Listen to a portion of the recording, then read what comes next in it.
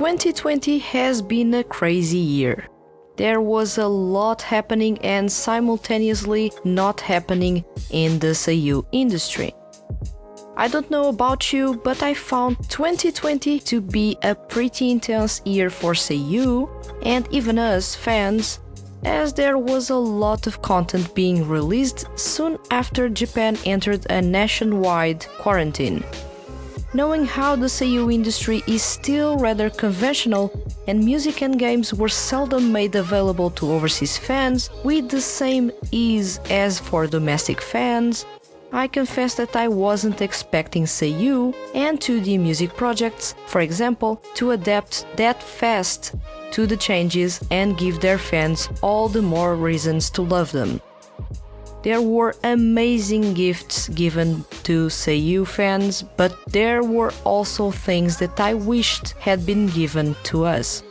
In this episode of Seiyu Lounge, and in the spirit of the 12 Days of Christmas Seiyu Lounge edition, which is to mean 12 of everything, I will go over 6 out of the various gifts Seiyu gave us in 2020 and 6 gifts that I wish we had received in 2020. Let's kick off this episode of Seiyu Lounge.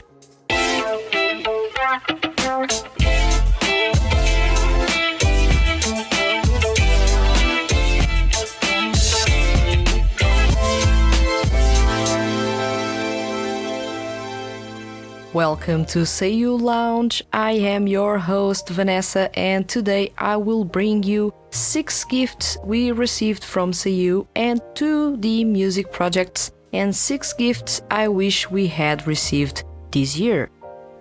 As surprising as it is, 2020 was actually a good year for Seiyu and 2D music projects' fans.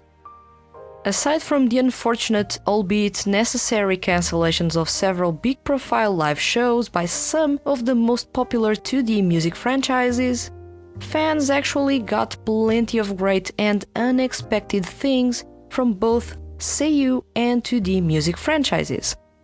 Being a Seiyu and a Seiyu industry enthusiast, I was impressed with how fast the industry and Seiyu actually adapted themselves to the changes in the world and managed to cover their losses. Cancelled events certainly dealt a big blow to their earnings this year, with innovative things. At the same time, and this is from a fan standpoint, not me, the professional that follows the industry with a lot of passion, I wanted a bit more from the industry and Seiyu themselves. So in this episode I will explore 6 gifts we received because this is a Christmas season, and 6 gifts I wished I had received from Seiyu. Let's kick off with the obvious, the 6 gifts we got this year from Seiyu and 2D music franchises. The first thing that will most likely come to your mind, especially if you followed the Seiyu industry in 2020, is the YouTube channels. YouTube channels. Up until February 2020, there were very few Seiyu on YouTube creating content. The high-profile name on YouTube was, and still is, Natsuki Hanae, that creates and produces his own content, something that is impressive. If you're a fan of Hanae's, you know how packed his schedule is. Hanae is one of the most sought-after Seiyu of 2020, and it is safe to say that he has little to no free time to even be a streamer or a content creator. Surprisingly, Hanae is pretty active as a streamer and content creator on his own YouTube channel. He's a passionate gamer and an awesome host, which makes his videos a joy to watch, even if you're not that big of a gamer. His activity on the platform led to other Seiyu to start trying their luck on the platform. However, it wasn't until March 2020 that we'd get almost every popular male Seiyu and even some rookies and veterans on YouTube, the majority with gaming channels, but others even went as far as documenting their lives and showing how things in the Seiyu industry work. Others enlisted the help of fellow male seiyuu, close friends of theirs, to hang out with them. Yusuke Shirai is the obvious name to mention when it comes to seiyuu that started a YouTube channel that is more than gaming. In fact, it does not focus on gaming but more on variety content. During lockdown, it was the source of content for many seiyuu fans, especially those that were worried about the well-being of seiyuu during lockdown, such as Kento Ito, Shunichi Toki, Shintaro Hasanuma, Soma Saito, Yukihiro Nozuyama, and more. He also went over how the seiyuu industry works, recordings, and auditions.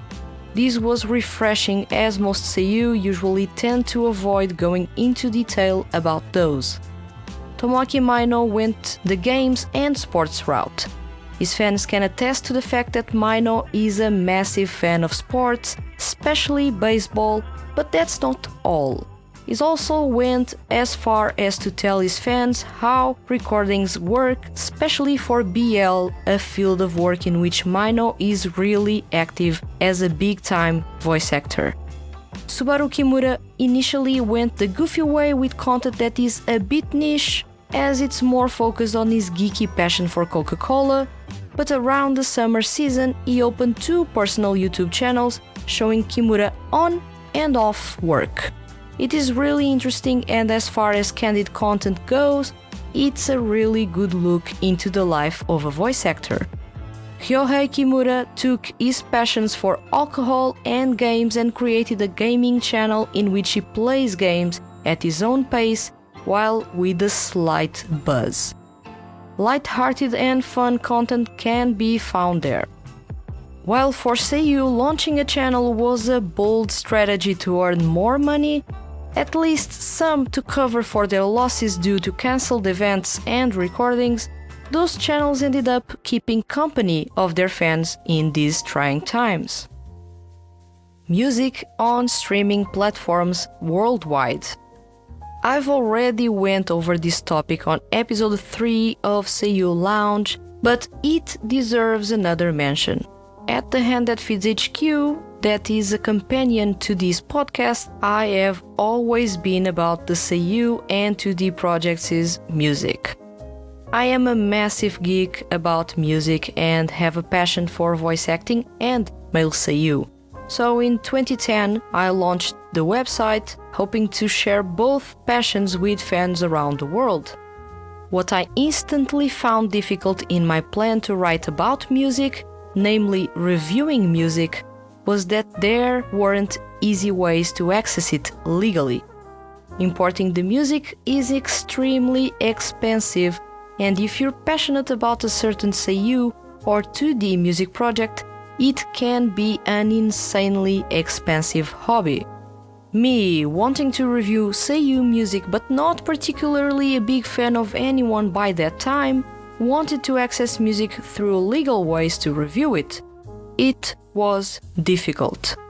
Same can't be said in 2020 when the seiyuu and music industries started to open to overseas fans, because we exist and we are a lot, and made music by some of our favorite seiyuu and 2D music projects available worldwide on streaming platforms. King Records, Lantis, Sony Music Japan, Pony Canyon, and many other music labels made music from their artists available worldwide. Mamoru Miano, Shota Aoi, Yumu Uchida, Daisuke Ono, Old Codex, Gran Rodeo, Soma Saito, U-Make, and many more artists have made their music available in 2020 on streaming platforms worldwide. If this isn't a gift, I don't know what it is, guys. A reminder though, streaming doesn't replace the purchase of CDs. For seiyuu to earn $1 of royalties on Spotify, for example, they need around 10,000 listens. If seiyuu relied on streaming to pay their bills, they would all be living under a bridge. Once again, if you are a big fan of certain seiyuu or 2D music projects, purchase the music. That way you're contributing for seiyuu and music projects to put more music out. Streaming doesn't assure that. Digital releases. Now that I am on topic, I want to talk about digital releases. This wasn't a common practice in Japan for Seiyu or 2D music projects to release music exclusively in digital format. In 2020, that was considered more normal, and you had Seiyu like Soma Saito tackling a groundbreaking trilogy of digital releases, whereas Wataru Hatano, Kenichi Suzumura, Giro Axia, Yuma Uchida, Trigger, Gran Rodeo, Rivale, and more artists released digital singles. It is still not a trend, but for Seiyu, especially those active in the music industry and finding themselves in a bind to release physical releases, and note that Japanese factories were in lockdown for a long time, delaying the release of many CDs. They found in digital releases a safe outlet to be active, release music, and earn some money while locked inside of their homes creating. Call me old school, but I am not a fan of digital releases. I am a collector and I love having the physical editions in my hands. It adds a different value to the release. I will only purchase digital when importing the releases would double or triple their price. Still, digital releases made sure the creatives among Seiyu in the music industry weren't waiting and kept creating. Clothing brands. Is this really a gift? Well, one thing is for certain, 2020 was a year in which Seiyu's creativity was off the charts.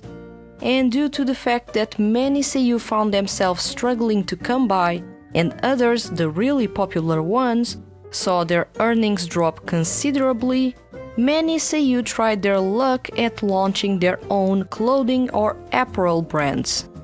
Seiyu fans already know that the pioneer in this field is Takuya Eguchi with his brand, Egumi, but many more Seiyu joined in the trend of designing clothing for collaborations with other brands or even launching their own ones.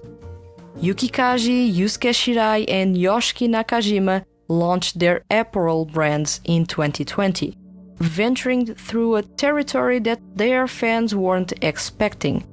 At least, not that soon. Soma Saito and Muirino created their own collaboration lines with Japanese apparel brands. Daiki Yamashita and Nobuhiko Okamoto collaborated with a couple of designs with an apparel brand. There are many other Seiyu that went the fashion route, but these are the highest profile collaborations of the year. Live streams for everyone. Up until 2020, overseas fans seldom got to watch their favorite Seiyu live. That is something that made many want to live in Japan or wish Seiyu, anime, and 2D music projects would change their ways. Take the live streams to everyone. And they took. After all, the Seiyu, music, and anime industries didn't have any other option early this year other than to adapt to the times or go on silence for as much time as it needed to solve the COVID-19 pandemic. The latter would kill off those projects and make Seiyu go under the radar. So we got live streams of new events and even of older content. Lantis was proactive in holding live streams of some of their artists' live shows, something that fans really appreciated. Then we go the no audience live shows by Umake and the sound only live shows by the Argonavis from Bang Dream franchise, both pioneers in these formats of live streaming. If up until 2020 fans had to rely on illegal downloads of streams held via Nico Nico, in 2020 most streams were free, not region locked, and available on YouTube. This was a massive leap, one that I seriously didn't expect would occur, as Japanese companies are really strict about music rights and the sort. Thankfully, we got hours and hours of awesome live shows, some with audio only, others being full live DVD streams, others even featuring live commentary by Seiyu themselves. Seiyu joining social media. While it is true that Seiyu launching YouTube channels was what kept many fans company, I believe that we should also give some credit to those that joined social media in any capacity. All of us are connected to social media at least 4 hours a day. Fans end up following profiles on the web about their favorite Seiyu to avoid having to check multiple sources and getting a messed up timeline, but things changed in 2020 with many Seiyu joining social media, being closer to their fans like never before. Tatsuhisa Suzuki was one of the biggest joins of the year. Is beloved across all types of Seiyu and anime fans for his work as well as personality. In 2020, Tatsu joined Twitter and Instagram and started to delve a bit on his life and shenanigans, as well as sharing behind-the-scenes stories on recordings for games and more. Like Tatsu, many more Seiyu joined in Twitter to be closer to their fans.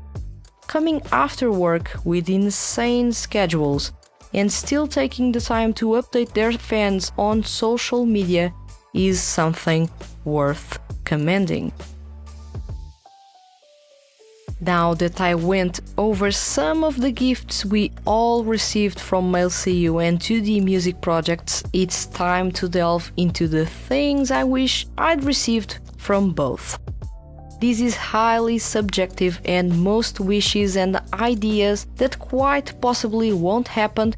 If they do, I want to call dibs on it though. So let's kick off this section. Talent Agency Year-End Livestream. How awesome would it be if talent agencies took time during the holiday season to hold special year-end live streams? As an example, I am a massive fan of 81 Produce and quite possibly of most of the agency's male Seiyu talents. My favorite Seiyu is also from this agency. Just look at their roster.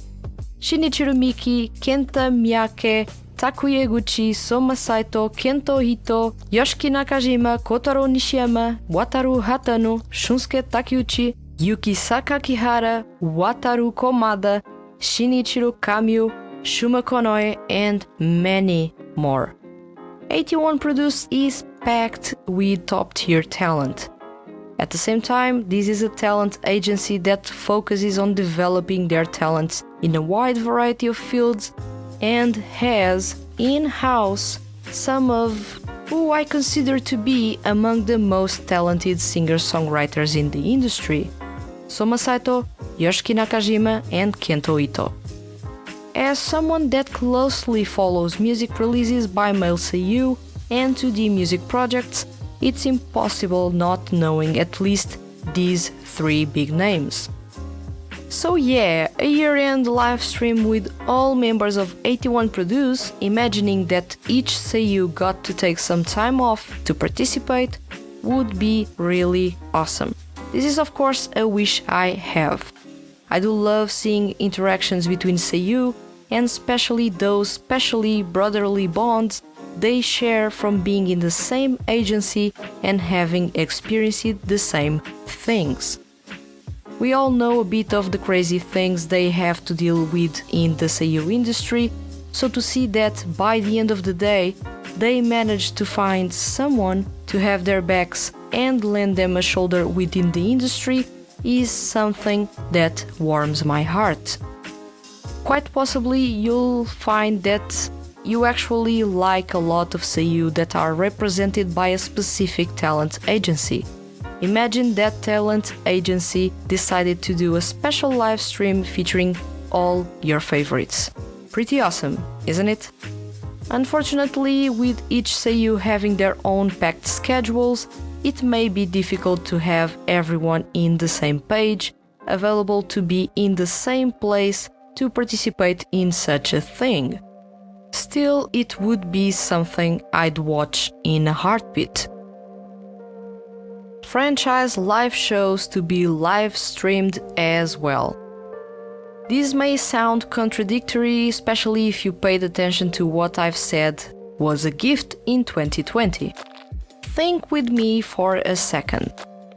Live shows, franchise live shows especially, are available with tickets for the location as well as live viewing. Idolish 7, Utapri, Ensemble Stars, Hypnosis Mic and many more franchises hold yearly live shows that only those lucky to score a ticket and travel to Japan or living in a neighboring country that will hold a live viewing can attend. For example, in 2019, I attended the live viewing for Idolish 7's second live reunion in Hong Kong. I was living and working in neighboring Macau at that time, so it was a golden chance for me. But a year earlier, I was back here in Portugal, looking at social media, waiting for someone to share any details on the live because us, overseas fans outside of Asia, don't get live viewing events in any capacity. Asia in general is blessed with live viewing events, but the rest of the world... Well, I get that sometimes there aren't enough fans to warrant paying for licensing to do a live viewing event, but what about alternatives? Online alternatives. That's what I mean with this wish. Just like how live streams of some events have been held via YouTube and other streaming platforms, some even requiring the purchase of a ticket yet open to overseas fans, we, fans outside of Asia, could get to watch the same live streams as those in the live viewing, as well as exactly the same and at almost the same time as those in Japan attending the events in person can. From a logistics standpoint, it is rather easy to set up a live stream event, more so than the live itself or even the live viewing events. There wouldn't be a need to license the content to other platforms, as it could be self-hosted, provided, for example, that Bandai has the means to pay for a streaming solution that could have hundreds of thousands or even millions of fans watching the live simultaneously without being kicked out of the live streaming lobby. Not only us, fans outside of Asia, could watch the live, paying for a ticket to those live streams, of course at half the price due to it not being on location, but the franchise itself could benefit from extra revenue by making the live available not only physically to those in Japan and live viewing to those in Asia, but also as a live stream to those outside of Asia. Of course, there's the issue of copyright protection, as there will be for certain someone that will try to steal the live, either by ripping it or distributing rips online, and ruin the experience for everyone just because their pirate downloads website is in need of some clicks or whatever. Either way, this could be the future, and I am a bit torn that some events in 2020 were still locked to Japanese audiences instead of including all fans. Stop region locking music and music videos. This one is long overdue, and I was hoping this would be one of the very first things to change when COVID-19 started to be a big, disrupting issue for the music industry. Region locking music and music videos is a thing meant to be in the past. However, there is still a lot of these in 2020. Some of you will say, well, the industry is adapting itself, it takes a bit of time until everything is available. While there is some truth to that, unfortunately most music labels are too scared of piracy that they region lock music and music videos to Japanese viewers only. I don't know how they thought that would protect them against copyright violations, because those continue to occur. and you don't even need to make a big effort to find music videos and music that is region-locked available, stolen from the platforms they were originally in everywhere. So yeah, stopping the region locking could actually stop piracy, not the other way around. On top of my head, I can name the JAZZON franchise that has the music available on Spotify, however, not for those outside of Asia. Same thing can be said about Avex's weird embargo to overseas sales. Paradox Live, allegedly a hip-hop project that, just like Hipgnosis Mic, aims at being a worldwide presence, has its physical copies locked in Japan, as it is forbidden by Avex to sell those to overseas fans. I was actually surprised that Avex, that started this embargo thing around 2016, was actually making available for purchase to overseas fans the first releases in the Paradox Live franchise. Maybe it was a show of good grace? I really don't know, as online stores started to block sales to overseas fans around mid-2020, and since then there are no legal ways of acquiring the physical versions of Paradox Live CDs if you live overseas.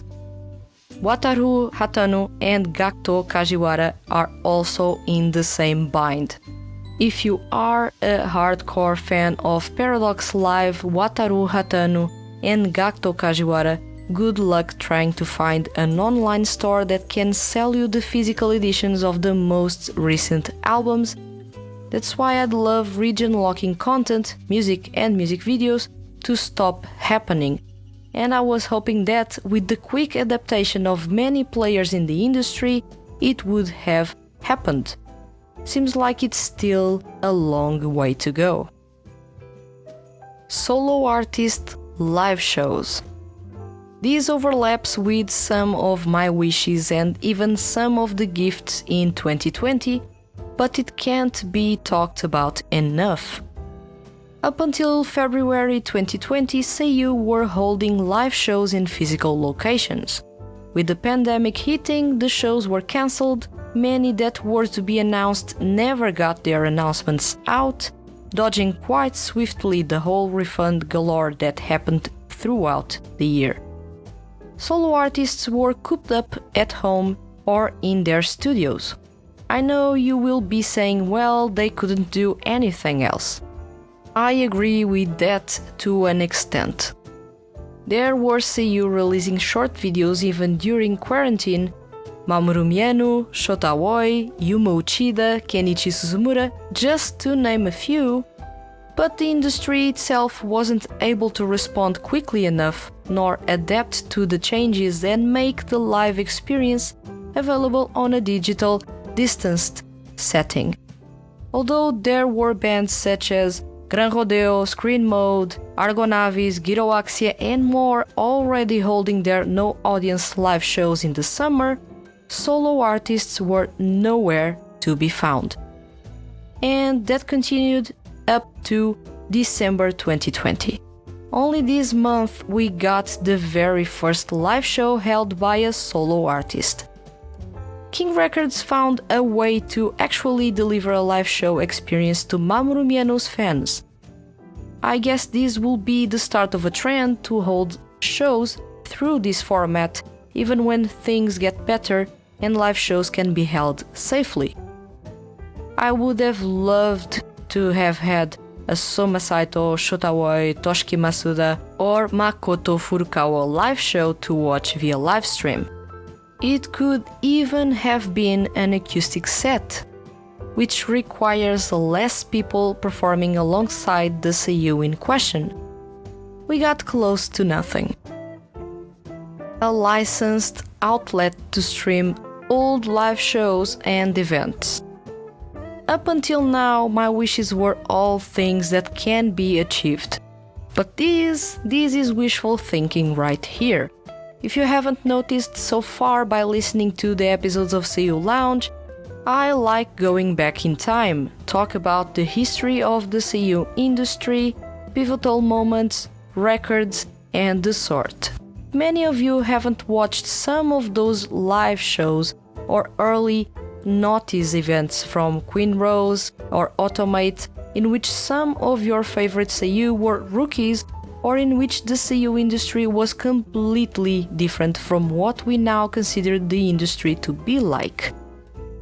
I'd love for a platform, Japanese or otherwise, to have those old school events and live shows all in the same place. People would just have to pay a monthly fee to have access to those, Netflix style. It would be cool to revisit what are, right now, pieces of history in the seiyuu industry. Pretty difficult to execute these as there are different rights owners for each event or live show, seiyuu have to receive payment for all shows they were in that are being rebroadcasted, which would make things rather expensive for the platform itself.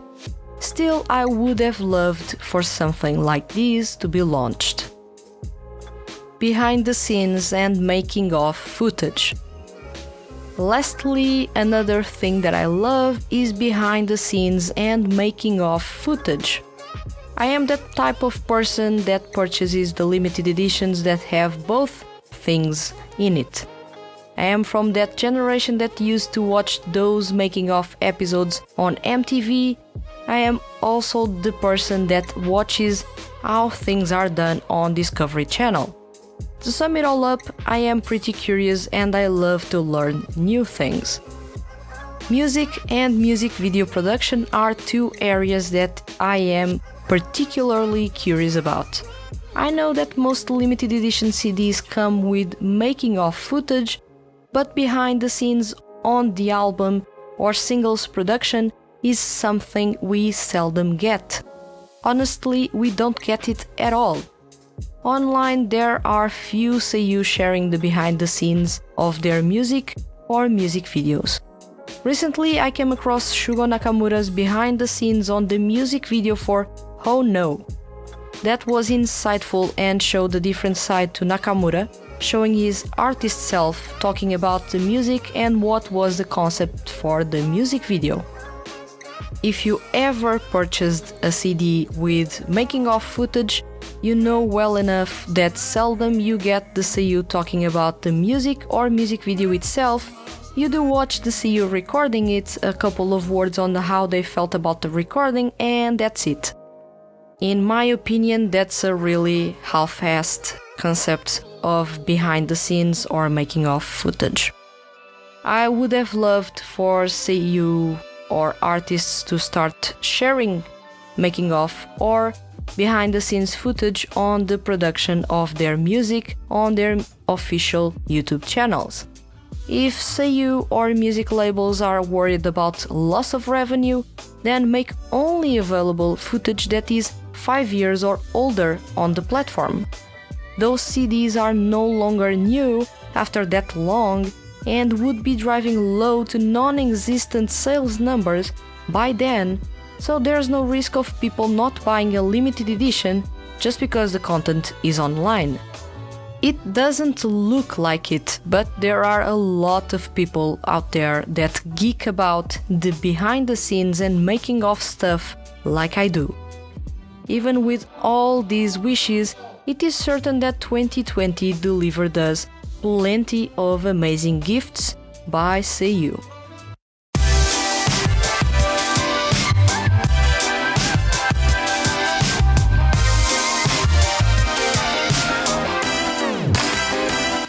And just like that, those were my picks of the 6 gifts given by seiyuu in 2020 and 6 things I wish the industry or seiyuu had given me. Hope you enjoyed this. I know that some things in my wishes will probably sound far-fetched, but most are doable. All that is left is for Japanese companies to take a couple of steps forward and adapt better to the changes. Seiyuu no longer have fans only in Japan. If the Hand That Feeds HQ and Seiyuu Lounge are any indication of that, seiyuu have fans in Portugal, USA, Philippines, Indonesia, China, South Korea, Australia, Pakistan, India, Germany, Brazil, Canada, and many other countries. Openness to overseas fans can see the Seiyu and music industry profiting a lot with minimal investment. It could take Seiyu's popularity to different heights, it could help make careers blossom. It would bring Seiyu fans together. It could stop piracy altogether. The possibilities are endless if Japanese music labels and the Seiyu industry stop being traditional and focus only on their domestic market. But enough about this business stuff. 2020 was a tough year, but not without a lot of awesome things, new ways of enjoying music and live shows, lots of free content, and Seiyu spreading their wings to other fields. 2020 was a year of creativity, a year of rebirth. And Seiyu were able to rise to the test and adapt enough to the point of having given us gift after gift throughout the year. Now, tell me, what were the gifts you've received from Seiyu this year? What are the things you would have loved to receive, but you didn't? Let me know in the comments below. If you enjoyed this episode and don't want to miss the Hand That Feeds HQ's weekly mail Seiyu and music-related content, hit the subscribe button. I'll return next week with another episode of Seiyu Lounge. Thank you for listening and see you around. Happy holidays!